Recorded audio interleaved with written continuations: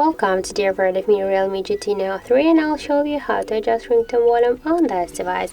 So let's just first open the settings application, and after that tap on the sounds and vibration. After that you'll see here the ringtone volume panel. Now just to change the ringtone volume, you should swipe to the left or to the right side. That's just a dot.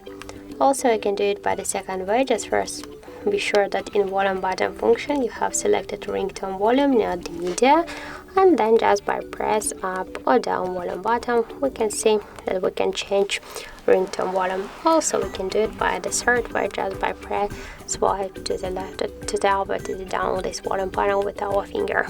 And that's it. So thank you for watching, and if you find this video helpful, don't forget to leave a like, comment, and to subscribe our channel.